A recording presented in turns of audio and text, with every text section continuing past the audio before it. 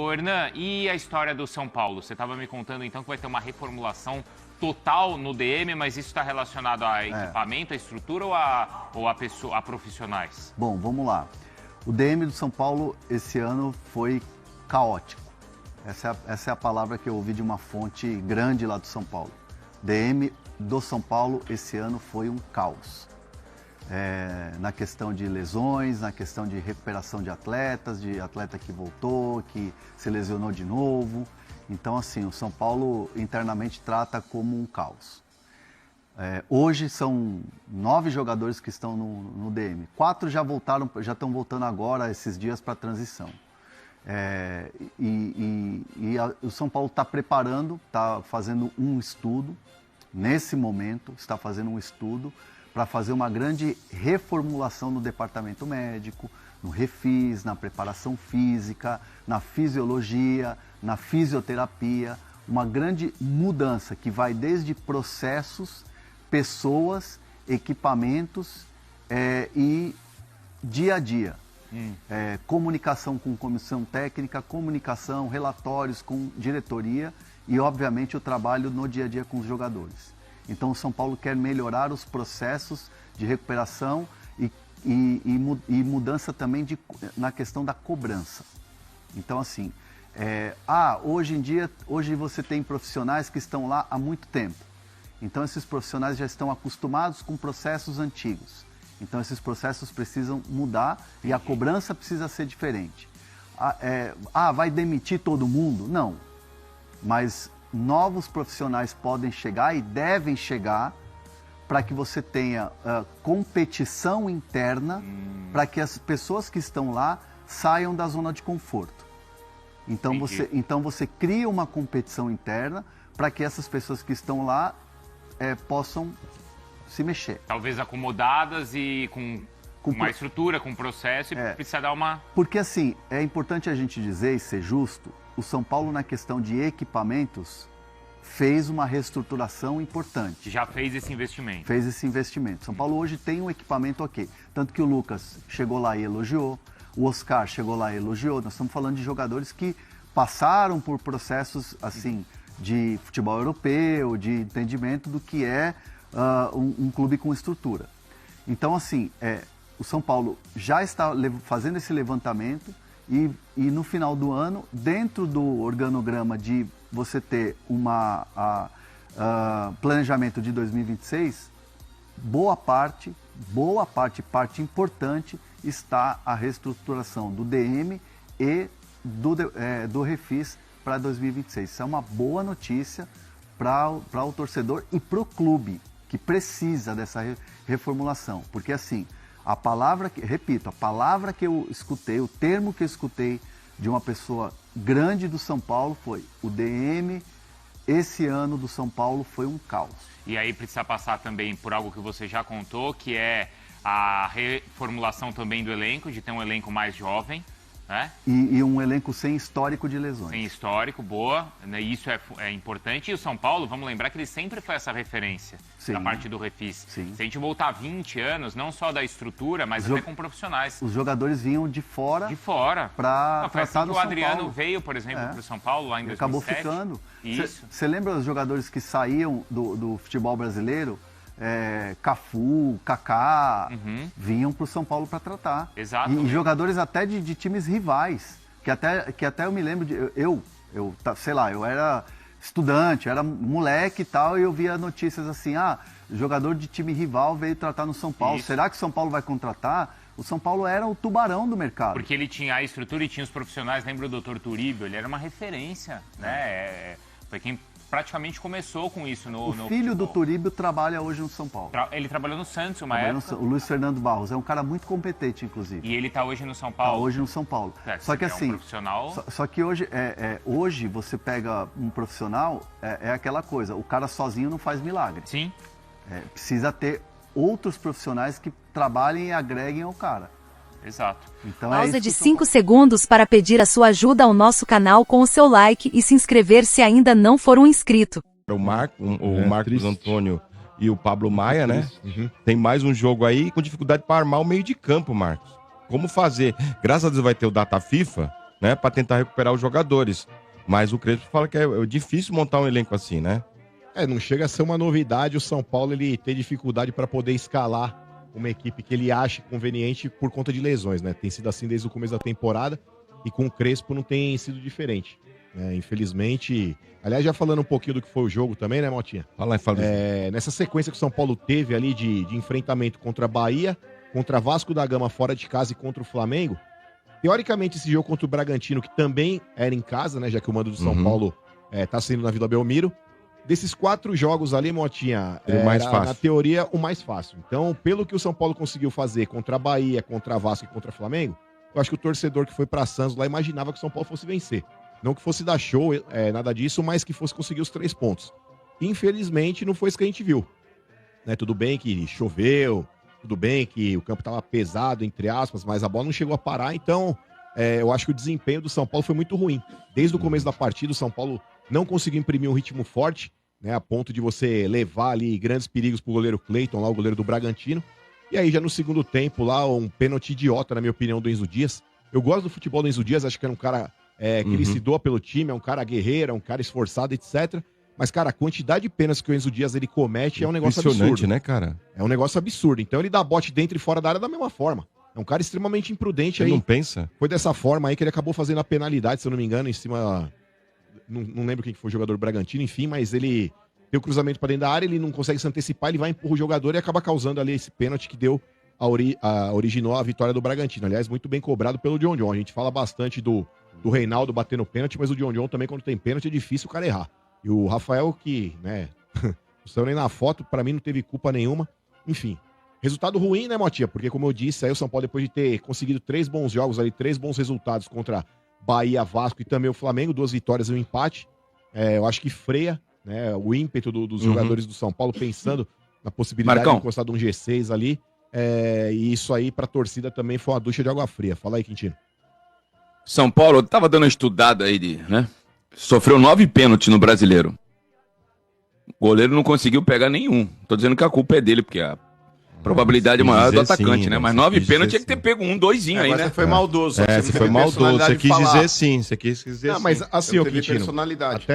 até em relação a isso que você tá falando, tirando aquela decisão lá da Supercopa Rei contra o Palmeiras que o Rafael pegou, penalidade lá, etc. Pegou 2, né?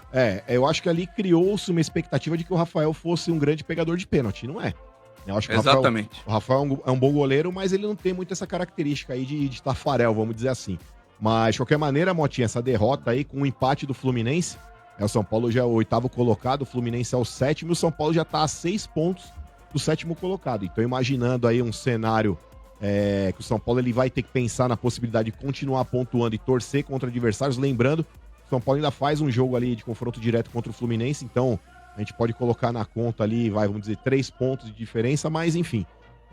5 jogos teria que ganhar 3, né, Max? Você pretende pegar a pré-Libertadores. É que assim, Motinha, eu acho que ainda abre um G8 aí. Eu acho que ainda abre um G8, tá? Eu acho que o que é G7 pode acontecer de virar um G8. Mas só se o Cruzeiro ganhar, hein? Não, o Fluminense também. Tem o Fluminense do São Paulo. Tem o Fluminense. Então, dentro desse cenário, se eles ganharem, eles vão pra Libertadores de forma direta e abre essa vaga pra pré. Então, eu acho, Motinha, que vai virar um G8, tá? Mas o São Paulo aí, cara, eu não acho que o próprio torcedor aí tá tão confiante assim pelo desempenho do São Paulo contra o Bragantino. Isso mostra um pouquinho o reflexo do que é o São Paulo no Campeonato Brasileiro. Essa oscilação que o São Paulo tem aí, vem de bons jogos, aí quando você pega um adversário mais fraco que na teoria era pra vencer, não consegue, né? Lembrando que o Bragantino é a pedra no sapato independente de fase, né, Motinha? Conseguiu vencer o Corinthians aí dentro de 10 jogos ali. A única vitória que eles tinham conseguido foi contra o Corinthians. E aí depois vem na cara do São Paulo também em casa, né? Já que o jogo foi na Vila Belmiro. Não, e quando ganha do Corinthians era 4 derrotas consecutivas, viu, Marcos? Pois é. Então, mano, eu acho que assim, o Bragantino é um time que... Ele é traiçoeiro, velho. É um time traiçoeiro. Traiçoeiro não, porcaria. Vamos falar a verdade. Mano, mas ele sempre dificulta. Contra São Paulo, Corinthians, até contra o Palmeiras. Depois dessa fusão. Porcaria, você acha, mano? Depois dessa fusão que teve com o grupo do Energético lá, os caras vão te falar, mano. Os caras cresceram. Contra a grande, aí os caras sempre arrumam. Sempre arrumam alguma coisa. Nos outros anos eu até concordo com você, mas esse ano o Bragantino não caiu pelas tabelas aí de bobeira, não. O time do Bragantino é muito fraco. Mas quanto foi o Bragantino e Corinthians aí, mano? Já fez os 2 jogos? 2-1, já. Agora é o segundo turno. O Corinthians perdeu agora em Bragança 2-1. Ele perdeu agora, mas ele costuma. Não, então, mas no primeiro turno foi quanto? O Bragantino mesmo. O Corinthians acabou empatando ou perdeu na Arena, se eu não me engano, foi empate, Corinthians e Bragantino na Então, Arena. mas tá vendo? É isso que eu tô falando. É uma porcaria, mas, mano. Não, mas não é porcaria. Ganhou. Porque eles ficaram um tempo mas sem esse ganhar, não, né? é o Mauro que Agora. tá Acho que falando, estavam 8 ou 10 jogos sem ganhar, não tava? Tava contra o Corinthians. Já vinha de 4 derrotas consecutivas e ganhou do Corinthians. Então, se empatou na Arena e ganhou do Corinthians, mano, Corinthians contra os caras aí perdeu 5 pontos. Entendeu? Contra Mas se o você São pegar Paulo o Corinthians e Ceará, o Corinthians também perdeu pontos pra cacete. Mas enfim. O Corinthians ele perdeu pontos aí ridículos aí pra um monte de time que tá dentro do Z4, inclusive, Marcão. Ó, Marcos, São Paulo que vai passar por uma avaliação médica, vai aproveitar essa data FIFA aí já para fazer uma avaliação médica e física dos jogadores, né? Pensando já no ano que vem, lógico, né? Saber quais condições dos jogadores. E também o São Paulo que vê como prioridade para o ano que vem a reformulação do departamento médico.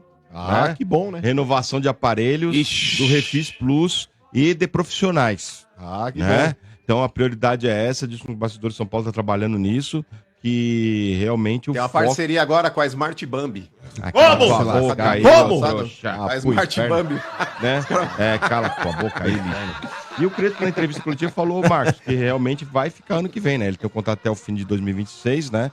E até o repórter pergunta para ele, mas mesmo com a dificuldade que você fala que o São Paulo está enfrentando e tudo, você vai continuar? Ele falou, vamos tentar mais um ano, né? Ele falou que é meio inexplicável, porque ele já veio numa situação que o São Paulo estava numa vida difícil, né, Marcos? Já estava ali no rebaixamento, lutando ali, já que é quase caindo ali no rebaixamento, né, Marcos? Exato, então assim... Ele aceitou o desafio e Mano, vai continuar. Tem muito emocionado... Corinthians perdeu as duas pro Bragantino, em 2-1 as duas. Isso que é uma porcaria. Isso que é uma porcaria. Mas é o que eu falei, mas isso não faz o Bragantino um bom time. Coisa que o Campeonato Brasileiro também tá se arrastando pelas O tabelas. Bragantino uma tá em que porcaria lugar também. no Brasileirão? Não, mas 11º, 12º, tá igual... dizendo isso aí, na segunda metade da tabela. Contra os grandes aqui em São Paulo, os caras sempre dão trabalho, irmão. Mas enfim, Deve esse ser o assunto bicho já maior, foi. né? E com relação ao Crespo aí, Motinha, eu acho que o Crespo tem alguns pontos a melhorar, né? Eu acho que essa insistência, às vezes, no 3-5-2, ela pode mudar dependendo do adversário, dependendo do cenário onde ele tenha mais possibilidades para poder trabalhar. Isso se limita muito por conta da questão das lesões que o São Paulo hoje tem. Mas eu espero que isso pro ano que vem aí, tendo a volta de alguns jogadores importantes, ele tenha variações em relação ao esquema tático. Só que aí tem muito emocionado que já fica, tem que mandar o cara embora, porque bebibi, bababá, não sei o quê. Como você bem disse, o torcedor ele tem memória curta. O Crespo ele chega no São Paulo assumindo o time na boca da zona do rebaixamento. Então, se hoje o São Paulo ainda tá na 8ª colocação, chegou a brigar mais em cima da tabela, aí quando teve aquela sequência de bons resultados, muito se deve ao Crespo. A diferença pro ano que vem, do ano passado, né, Marcos? A diferença do ano passado no Brasileirão é gigante, né? Então, mas é isso que eu tô falando. O Crespo, pra mim, não é nenhum grande estrategista, mas é um bom treinador. Eu acho que falta melhorar alguns pontos ainda com essa variação tática, dependendo do adversário, dependendo de como você precisa jogar. E a realidade do São Paulo, né, Marcos? Coisas. A realidade do São Paulo, com jogadores, a quantidade de jogadores lesionados, os reforços que vieram, o que o São Paulo tem e o que o São Paulo pode hoje, é com o Crespo. Vai fazer o quê? Algum técnico vai fazer grande diferença hoje, vai fazer grande diferença com esse elenco, com esses problemas que o São Paulo tem? Eu não vejo, Motinha, um desgaste de jogadores com treinador, tá? Eu não vejo, sinceramente eu não vejo. Mas tem clubes aí que de repente você fala assim, mas pô, não tem quem trazer. Tem um monte de treinador que é da mesma prateleira do Crespo, por exemplo. Mas assim, eu acho que vale a pena ter a manutenção do Crespo para 2026, porque como eu já disse, eu acho que o grupo acredita no treinador, eu acho que dentro de um cenário onde ele pega um time na boca do Z4, consegue resgatar, né, fazer o São Paulo até apresentar um bom futebol, né, em determinados momentos. Depois das eliminações, eu acho que o São Paulo meio que é aquele aluno que, sabe, tipo, empurra o resto do ano com a barriga. Então, acho que pro ano que vem, voltando Caleri, André Silva, Rian Francisco, o Oscar, ele podendo montar, escolher algumas... O Lucas voltando também a ter uma melhor condição física, eu acho que esses jogadores aí, já tô falando de 5 jogadores que brigam aí por titularidade, você entendeu? Tipo, 4 ou 5 jogadores ali que vêm pra encorpar esse elenco que vão o São Paulo embora, tem. né, Marcos? Então, acho que dentro desse cenário vale a pena insistir, pelo menos aí, pra começar a temporada com o Crespo, sim. Gostem ou não gostem, acho que o Crespo vai permanecer pra 2026. Boa. Das quartas. A CBF promoveu mudanças no calendário do futebol brasileiro e determinou que os estaduais tenham, no máximo, 11 datas, né? Que foi o que a CBF fez, vamos diminuir aqui e ter, no máximo, 11 datas nos estaduais. 11 datas. A Federação Paulista de Futebol, porém, planeja o Paulistão com 12 datas. Né? No caso, seriam 8 datas na primeira fase, uma data para as quartas, né? Que é um jogo só, uma data para a semifinal, para as semifinais, que também é um jogo só, e 2 datas para a final, né? Que é ida e volta, né? Então é isso, a CBF falou que tem que ter no máximo 11 datas, só que a Federação Paulista quer colocar 12 datas, né? Uma data a mais aí do que a CBF impôs, do que a CBF aí impôs. O presidente da entidade, Reinaldo Carneiro Bastos, ainda busca uma solução, né? Então vamos ver, cara, ainda tá essa divergência aí, né, cara? A CBF quer umas datas, a Federação Paulista quer 12, né? Então ainda tem essa divergência aí em relação às datas, né? Vamos ver o que vai acontecer aí. Bom, o Paulistão, tá, rapaziada, deve começar aí. Deve, né? Porque, como eu já comentou, vai ter ainda reuniões, né? Tem que ver quantas datas ainda, mas deve, teoricamente, deve começar no dia 8 de janeiro. Tá aí, ó. A possibilidade de iniciar o Paulista no dia 8 de janeiro, 3 dias antes estipulado pela CBF, não agrada, tá? Não agrada. A Confederação já avisou também que nenhum torneio estadual poderá terminar depois do dia 8 de março. Né? Então tem essa questão aí. A CBF falou, ó, no máximo 11 datas não pode acabar depois do dia 8. No máximo até o dia 8 de março já tem que estar encerrado todos os estaduais. Né? E tem essa divergência aí. Né? Essa divergência aí da Federação Paulista com a CBF. Né? Tem duas divergências. Né?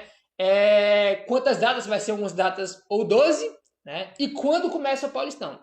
Né? Então tem essa divergência ainda. Hoje tem uma reunião, lá como a gente comentou, lá no Pacaembu. Né? Para ter reunião no Pacaembu serve, né? Porque para ter jogo é complicado. Né? Então vamos ver aí o que vai sair dessa reunião, ver se tem novidade aí, porque já estamos chegando em dezembro, janeiro, né? Que é quando começa aí já o Campeonato Paulista. Né, cara? Vamos aguardar aí. Lembrando que, né, rapaziada, só para a gente fechar aqui, a gente até comentou sobre isso aqui em outro vídeo, mas só para a gente fechar o assunto Paulistão. Os confrontos do Paulistão serão direcionados em sorteio, garantindo todos os clássicos entre Corinthians, Palmeiras, Santos e São Paulo, além de duelos de maior apelo, como os que envolvem o Bragantino e o Mirassol, que são clubes da Série A. Tá? E também o derby de Campinas entre Ponte e Guarani, né? No ano que vem não vai ter todo mundo enfrentando todo mundo, né? Aí, como a gente está acostumado, né? Mas, porque não vai ter, evidentemente, porque vai diminuir as datas, né? Vai ser reduzido o campeonato. Mas a gente vai ter todos os clássicos, né, cara? São Paulo e Corinthians, São Paulo e Palmeiras, você vai ter normal, né? Vai ter normal aí, além de enfrentar também Bragantino e Mirassol, que são os clubes aí que estão jogando a Série A do Campeonato Brasileiro, né? No formato antigo, né, a gente enfrentava os times dos outros grupos, né? E o time do nosso grupo, né, cara? Por exemplo, São Paulo tá no grupo do Bragantino. São Paulo não enfrenta o Bragantino na primeira fase, né? A gente enfrenta o time dos outros grupos. Aí nas quartas a gente pegaria o Bragantino, né, que foi o segundo, por exemplo, colocado do grupo do São Paulo, a gente pegaria o Bragantino, né? Então era assim que acontecia, né, cara? Tu só pegaria um time do seu grupo, que era nas quartas, né? Que era primeiro e segundo se enfrentando ali, né? Agora vai mudar isso aí. Vamos aguardar aí, belezinha, meu parceiro? Bom, rapaziada, vamos seguindo aqui agora. A gente comentou com vocês, né, que o São Paulo vai começar a fazer aí já nessa última data FIFA do ano avaliações clínicas, né, exames médicos aí, justamente porque o calendário do futebol brasileiro mudou para o ano que vem, né, cara? Então, os campeonatos, né, os jogos começam mais cedo em 2026 do que a gente está acostumado. Tá aí, ó. Aí o GE botou aqui o seguinte, ó.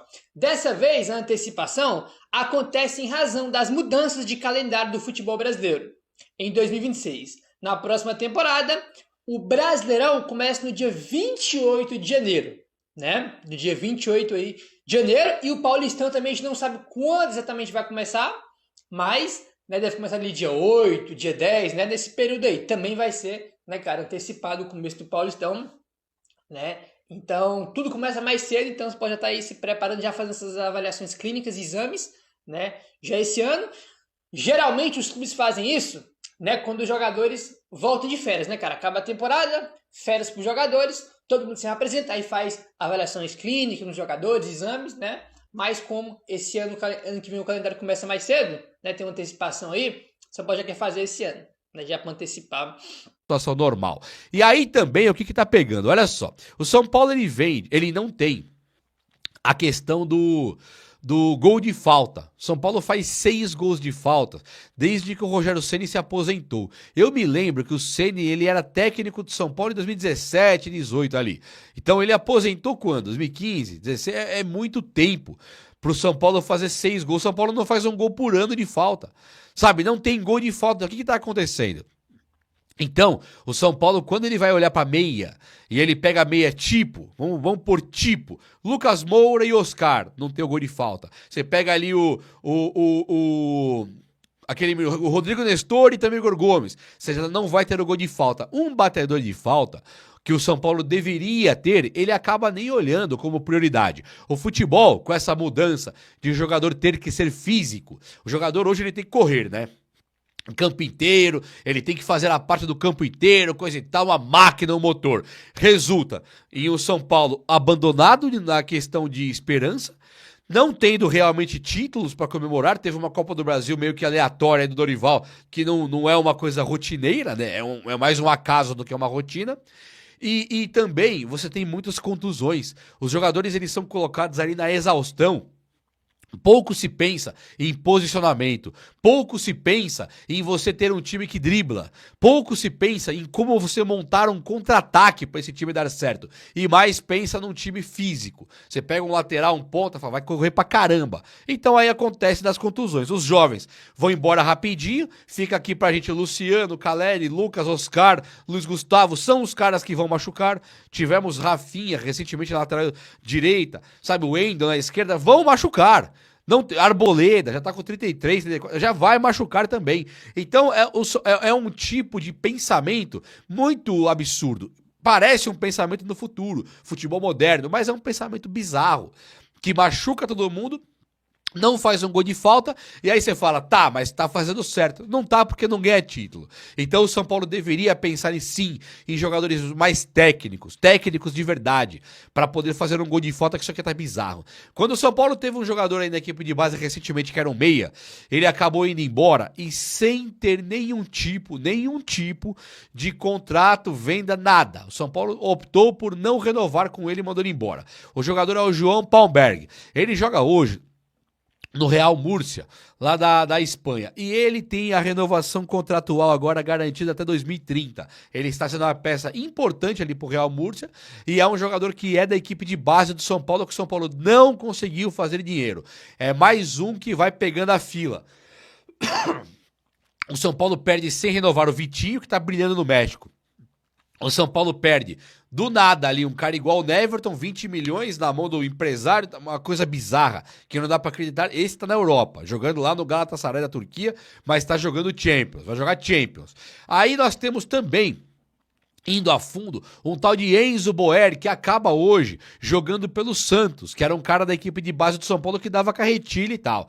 Não temos mais o Enzo Boer, e agora vê o Palmberg se destacando no futebol espanhol, que era um jogador que era de graça do São Paulo. E aí você fala, tá, nem todo mundo da base é baita jogador, e eu concordo mesmo. Agora, poxa, será que um cara que tá jogando hoje no Real Múrcia, que está se destacando lá, joga tão menos do que os meias e os atacantes que o São Paulo contratou recentemente, como Marcos Paulo, por exemplo, como o Erisson de centroavante, sabe, alguns caras que o São Paulo vai segurando aí que é de maneira inexplicável, caras que vêm aqui pra quebrar, pra não conseguir jogar, enquanto isso o São Paulo carece de meia.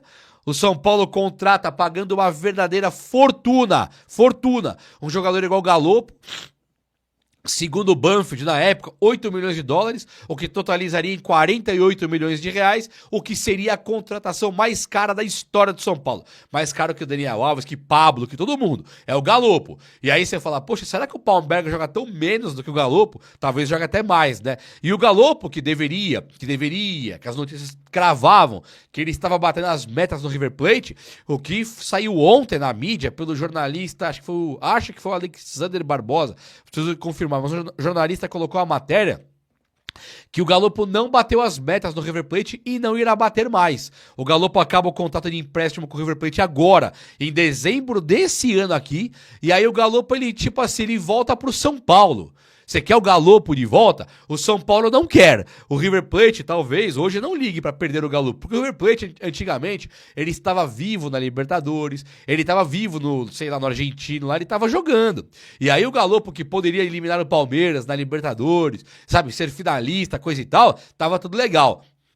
Então eles iam comprar o Galopo. Do nada, o River Plate entra numa crise histórica. Nessa crise, do nada, a torcida poupa Marcelo Galhardo. Poupou, tá poupado. A culpa não é sua, técnico. E pede que todos os jogadores saiam do time. Um cara igual o Matias Rojas já foi embora para um time aí dos Estados Unidos. E aí você tem o Galopo, que antigamente era uma certeza de que vai ficar no River. O São Paulo vai ter uma grana pra receber, vai querer comprar Enzo Dias e Tapia, e do nada o Galopo, tipo assim, ele não volta mais, o River pode não querer mais comprar. E aí o São Paulo tem 2 titulares, do Tapia talvez não titular, mas é praticamente titular. O São Paulo tem 2 titulares do River Plate que estão emprestados aqui. Se o River amanhã acorda, bate o martelo e fala, não quero mais o Galopo, o São Paulo ele tem ou que comprar Tapia e Enzo Dias, ou devolver. E pegar o Galopo de volta, porque o São Paulo fala que não tem grana, e mesmo que tenha, não pode gastar o dinheiro, não pode torrar o dinheiro com contratações. Aí vai ter que usar a categoria de base. Então o Tapia, que é um jogador que o Crespo tem gostado bastante, e alguns São Paulinos também, devido ao porte físico dele, centroavante de arrancada, de explosão, não é o artilheiro, mas tem explosão. E um cara igual o Enzo Dias, que é da plena confiança do Hernan Crespo, que adora o cara, aí o São Paulo pode ter que comprar os 2 ou devolver, uma vez que o Galopo tá com assim, um pé aqui no São Paulo pra voltar. Complicado ou não é? O vídeo de hoje foi esse. Espero que você tenha gostado. Se você gostou,